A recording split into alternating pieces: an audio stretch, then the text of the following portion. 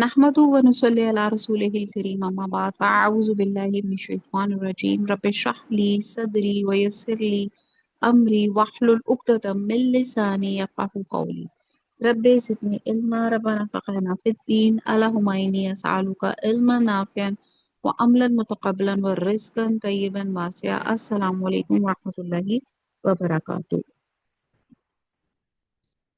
सूरह रहमान की बरक़ात समेटने की कोशिश कर रहे थे और हम आयत नंबर 13 तक हम पहुंचे थे।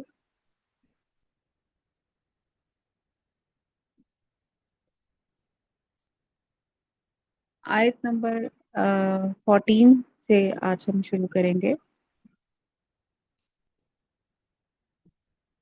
और ये जो सूरत है, अव्वल तो वैसे अल्लाह ताला, लेकिन यहाँ पे इस सूरत में अल्लाह ताला जिन्नों और इंसानों को अल्लाह सुब्हाना ताला मुश्तरका तौर पे यहाँ पे उनको खिताब किया गया है। और आयत नंबर 14 आप देख सकते हैं।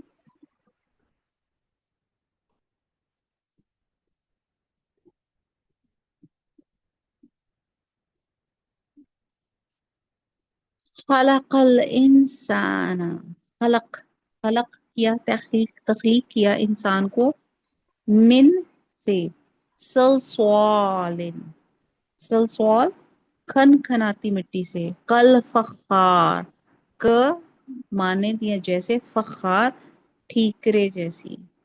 तो बामुहावरा कि उसने इंसान को ठीकरे की तरह खन खनाती मिट्टी से बनाया। अब अल्लाह सुब्हाना ताला अपने अजायबात बता रहे हैं कि अल्लाह सुब्हाना ताला ने इंसान को मिट्टी से, फरिश्तों को नूर से और जिन को आग से तख्लीक किया। और हजरत आदम अलैहिस्सलाम की पुतली की तख्लीक का 7वां और आखिरी मरहला ये है। यहाँ पे जो सलसौलिन कल फखार के बारे में जो लिखा जा रहा है।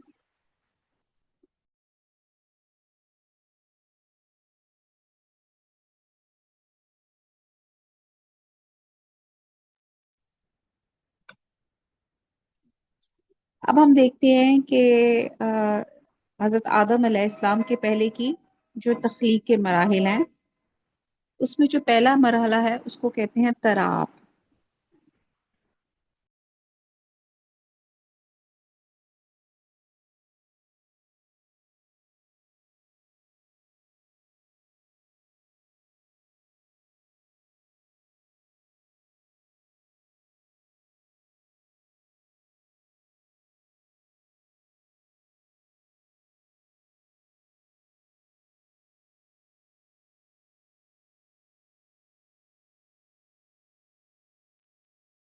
साइमा, आपका बंद हो गया है, म्यूट हो गया है माइक।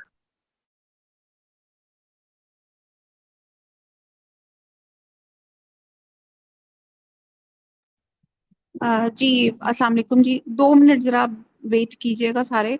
बाहर एक्चुअली कोई आया है, मैं जरा देखूं। जी आप जरा 2 मिनट प्लीज जरा वेट कीजिए, थैंक यू।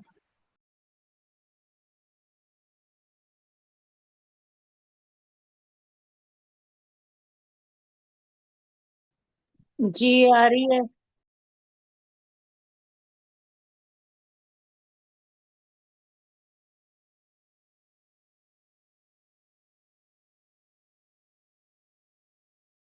शैतानिर्रजीम बिस्मिल्लाह, आऊज़ु बिल्लाहि मिनश शैतानिर्रजीम बिस्मिल्लाहिर्रहमानिर्रहीम।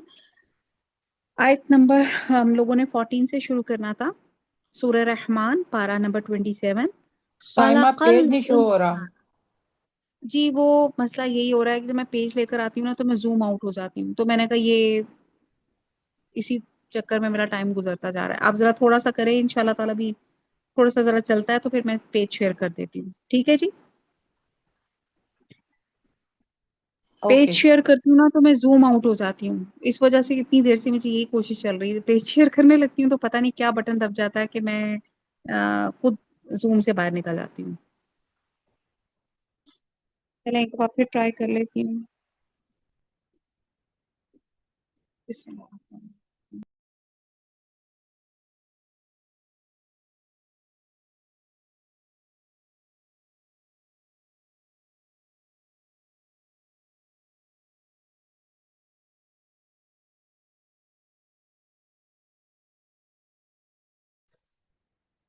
ہاں جی سوری جی، پیج میرے سے نہیں بھی شیئر ہو رہا. جب میں شیئر کرنے لگتی ہوں تو میں خود زوم سے آؤٹ ہو جاتی ہوں. چلیں بہرحال اللہ قبول کرے. آپ قرآن کھول لیں اور پارا نمبر جو ہے 27 ہے، سورہ رحمان ہے، آیت نمبر 14 ہے. خلق الانسان، خلق پیدا کیا، تخلیق کیا انسان کو، من سے، سلسال، سلسال کھن کھناتی مٹی سے، کل فخار، کل ک خالی کاف کا مطلب ہوتا ہے فار ایگزامپل یا جیسے کہ یا مثال کے طور پہ، فخار ٹھیکرے جیسی.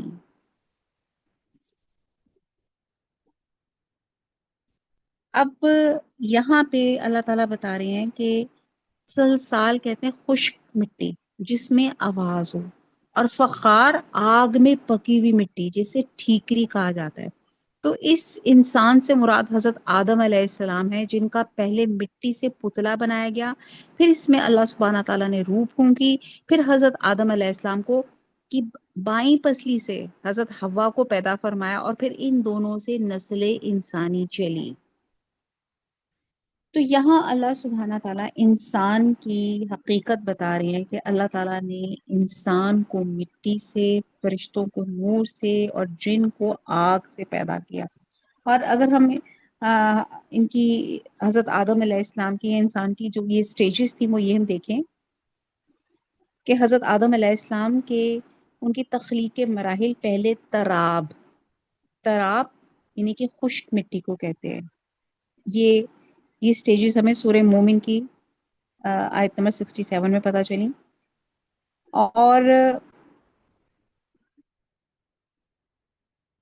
اور ارض یعنی عام مٹی یا زمین، یہ ہمیں سورہ نوح سے پتہ چلا کہ کیسے اللہ تعالیٰ نے یہ مٹی لی. اور پھر تین یعنی کہ گیلی مٹی کے یا گارا، سورہ انعام میں اس کا ذکر ہے. پھر تین لازب یعنی کہ لیس تار، چپکدار مٹی، یہ سورہ صافات میں آیا. پھر پانچویں اس کی سٹیج آتی ہے حمائن مسنون، یعنی کہ بدبودار، اور جیسے بدبودار کیچڑ ہوتا ہے، یہ سورہ حجر میں آیا تھا. اور پھر اب اس کی جو 6 سٹیج ہے سلسالن، یعنی کہ ٹھیکرا یا حرارت سے پکائی ہوئی مٹی، جو یہاں پہ مینشن کیا گیا سورہ رحمان میں، سوری سلسالن. اور پھر 7ویں میں سلسالن کل فخار، یعنی کہ ٹن سے بجنے والی ٹھیکری، یہ سورہ رحمان کی آیت نمبر 14 میں ہے. تو پھر جب اللہ تعالیٰ نے اس میں اپنی روح پھونکی تو یہ بشر بن گیا، اور اس کو مسجود ملائک بنایا گیا، اسے اشرف المخلوقات بنایا گیا. فرشتوں کو کہا گیا اس کو سجدہ کریں. انسان کو ٹائٹل مل گیا کہ وہ سب سے بہترین مخلوق ہے. پھر اللہ سبحانہ تعالیٰ نے اس کا زوج پیدا کیا، اور پھر اس کے بعد حقیر پانی سے اس کی نسل چلائی، جس کے لیے دوسری مقامات پہ لفظ نطفہ بھی استعمال ہوتا ہے.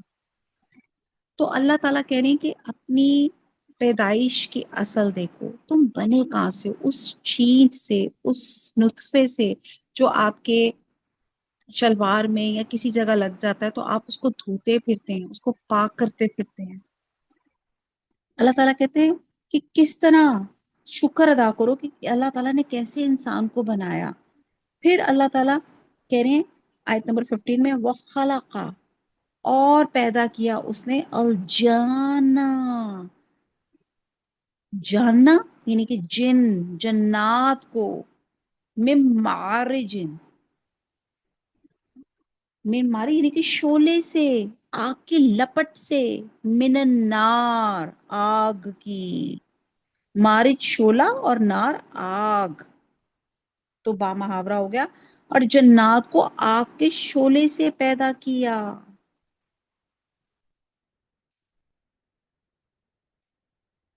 اب شولہ جو ہوتا ہے مارچ، شولے کا اوپر کا گرم ترین حصہ جو دھوئیں سے یکسر پاک ہوتا ہے، یعنی کہ آگ کی لپٹ جس سے مٹی کو کئی مراحل سے گزار کے اسے لطیف سے لطیف بنا کر انسان بنایا گیا۔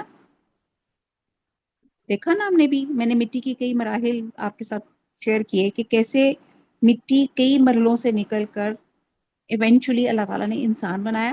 پھر اسی طرح جنوں کو بھی لکڑی اور کوئلے سے پیدا ہونے والی عام آگ سے نہیں بلکہ اس گرم تر لطیف تر حصے سے بنایا گیا، اور انسانوں سے پہلے یہی آتشی مخلوق زمین پہ آباد تھی، ان میں بھی نبوت کا سلسلہ جاری تھا۔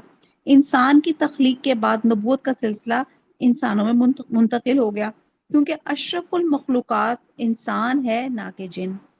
جو نبی انسانوں کی طرف مبعوث ہوتے وہی جنوں کے لیے بھی وہی ہوتے، اور نبی آخر الزمان حضور صلی اللہ علیہ وسلم ہمارے نبی ہیں، ویسے ہی جنوں کے لیے بھی ہیں۔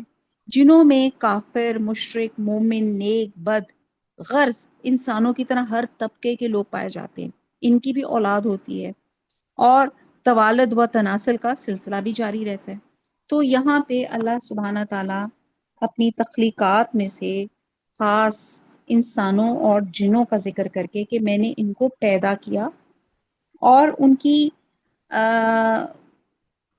کی شروعات بتائے گی کہ کیسے پیدا کیا، انسان کو مٹی سے اور جن کو آگ سے۔ پھر اللہ سبحانہ تعالیٰ کہہ رہے ہیں فاب ای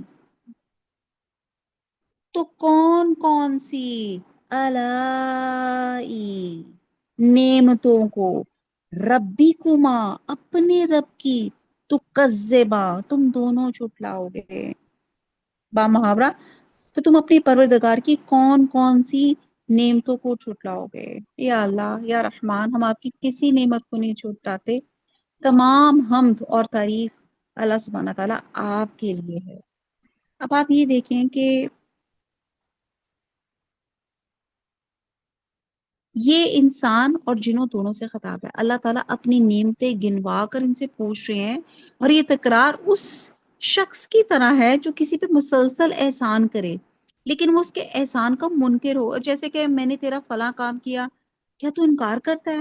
فلاں چیز تجھے دی، کیا تجھے یاد نہیں؟ تجھ پہ فلاں احسان کیا، کہ تجھے ہمارا ذرا بھی خیال نہیں؟ ایسے ہی نا جیسے ہم کسی کو اپنے کسی ہاؤس ہیلپ یا کسی کو سپورٹ سٹاف کو کوئی چیز دیتے ہیں، اور پھر اور اگلی دیتے ہیں، اور پھر اور اگلی دیتے ہیں، اور پھر اگر وہ بدتمیزی کرے یا کام ہمارے مطابق نہ کرے تو ہم کہتے ہیں کتنا تمہیں میں نے نوازا، کتنا میں نے تمہیں احسان کیا، اور یہ تمہارا ناشکری کرتے ہو تم اور میری بات نہیں مانتے ہو۔ تو سوچیں اللہ سبحانہ تعالیٰ جس نے انسان کو بنایا اور انسان کو ٹائٹل دیا اشرف المخلوقات، اور کیوں ٹائٹل دیا؟ تین وجوہات کی بنا پہ۔ نمبر ایک، فرشتوں نے سجدہ کیا۔ نمبر دو، اللہ سبحانہ تعالیٰ نے جنت انسانوں کے لیے بنائی۔ نمبر تین، اللہ سبحانہ تعالیٰ نے علم سے نوازا۔ علم، عقل، یہ چیز اللہ تعالیٰ نے انسان کو دی جو اسے تمام چیزوں سے ممتاز کر دیتی ہے۔ جیسے ابھی ہم نے پیچھے زبان ہی کے بارے میں پڑھا، زبان ہر ایک کے زبان میں ہوتی ہے، جانوروں میں، پرندوں کے، لیکن جس طرح انسان کے منہ میں زبان ہے جس سے وہ جو چیز اپنے ایکسپریشنز کر دیتا ہے، اور آپ دیکھتے ہیں کہ سم ہاؤ ایکسپریس کرنا کتنا ضروری ہے، اگر آپ ایکسپریس نہ کریں تو آپ ٹینشن میں چلے جاتے ہیں۔ دس از ویری امپورٹنٹ، اللہ تعالیٰ نے جو زبان عطا فرمائی، تو اللہ تعالیٰ کہتے ہیں اتنی نعمتیں گنوانے کے بعد کہتا ہے پھر تم اپنے رب کی کون کون سی نعمت کو جھٹلاؤ گے؟ کیوں ایمان نہیں لے کر آتے؟ کیوں اللہ کے فرما بردار نہیں بنتے؟ تمہاری پیدائش اور پھر تم سے مزید نسلوں کی پیدائش یہ اللہ کی نعمتوں میں سے ہے، کیا تم اس کا انکار کرو گے؟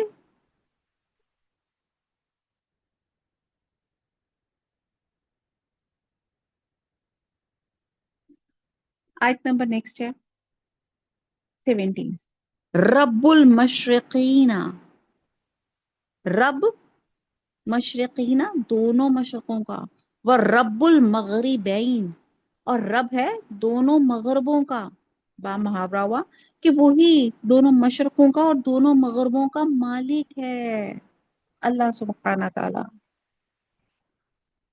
یہاں دو مشرقوں اور دو مغربوں کا ذکر فرمایا ہے، اس لیے کہ اس صورت میں مسلسل دو دو چیزوں کا ذکر چل رہا ہے۔ آپ دیکھیں اس کا ردم دیکھیں، اتنا خوبصورت حکمت سے اور اتنے پیارے طریقے سے اللہ تعالیٰ نے اس میں جس کو کہتے ہیں نا، جیسے ایک نظم، ایک ردیف، ایک ردم سا آ رہا ہے اس میں۔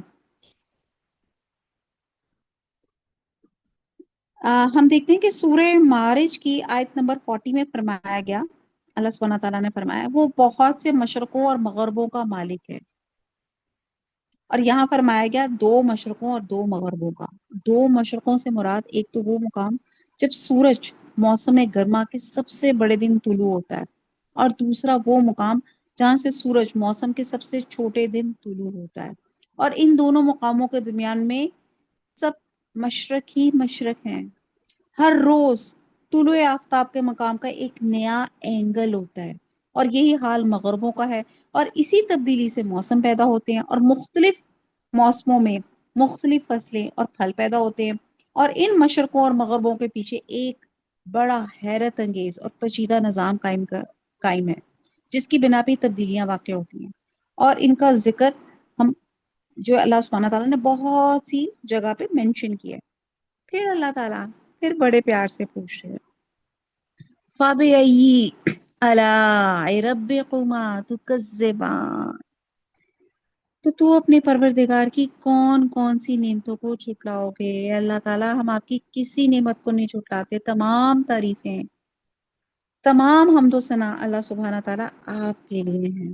وما علینا الا البلاغ، سبحانک اللہم وبحمدک، نشہد ان لا الہ الا انت، نستغفرک ونتوب الیک۔ والسلام علیکم ورحمۃ اللہ وبرکاتہ۔